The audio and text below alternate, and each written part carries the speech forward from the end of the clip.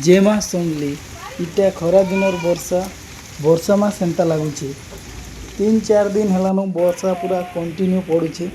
देखिपु भाई गाई दामुर माने जेन प्रकार खुश रे अछन तो ये मोमेंटा देखिक पूरा दिल खुश लगी जाइए।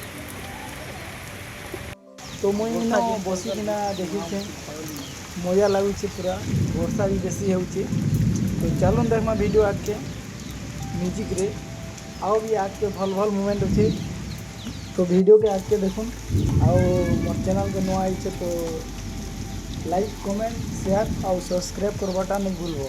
जय मां समले।